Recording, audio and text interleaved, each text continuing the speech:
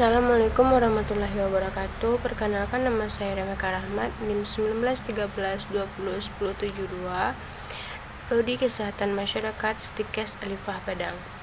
Baiklah, di sini saya akan menjelaskan tentang apa itu korupsi. Jadi, stay tune ya. Pertama, kita membahas tentang pengertian korupsi. Pengertian korupsi berasal dari bahasa Latin, yaitu corruptio atau corruptus, yang bermakna busuk, rusak, menggoyahkan, dan memutarbalikkan atau menyogok. Korupsi atau rusuh adalah tindakan pejabat publik, baik politisi maupun pegawai negeri, serta pihak lain yang terlibat dalam tindakan itu secara tidak wajar dan tidak legal, dan menyalahgunakan kepercayaan publik yang dikuasakan kepada mereka yang mendapatkan keuntungan sejenak ataupun sepihak. Yang kedua, faktor penyebab korupsi. Faktor penyebab korupsi terbagi atas dua. Yang pertama, faktor internal yang keluar dari dalam diri orang tersebut atau koruptor. Yang pertama, sifat rakus ataupun tamak. Yang kedua, gaya hidup yang konsumtif. Yang ketiga, moral yang tidak baik. Serta faktor kedua yaitu faktor eksternal. Faktor eksternal yaitu faktor yang berasal dari luar diri koruptor tersebut. Yang pertama, politik, yang kedua hukum, dan yang ketiga ekonomi.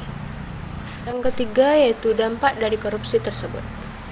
Dampak pertama yaitu dampak terhadap ekonomi, yang kedua dampak sosial dan kemiskinan rakyat, dan yang ketiga runtuhnya otoritas pemerintahan, yang keempat dampak terhadap politik dan demokrasi, yang kelima dampak terhadap penegakan hukum. Dampak terhadap penegakan hukum itu seperti lemahnya penegakan hukum terhadap pejabat-pejabat tinggi tersebut, dan masih banyak lagi. Yang kelima, dampak terhadap pertahanan dan keamanan, dan yang keenam, dampak terhadap kerusakan lingkungan. Kita yang terakhir akan membahas tentang pemberantasan korupsi tersebut. Yang pertama, kita harus melakukan penanaman semangat nasional. Yang kedua, melakukan penerimaan pegawai baru secara jujur dan terbuka. Dan yang ketiga, himbauan kepada masyarakat untuk selalu tidak melakukan korupsi ataupun rusuh.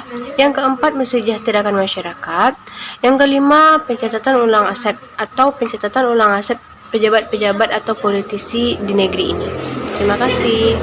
Mungkin hanya itu penjelasan tentang korupsi dari saya.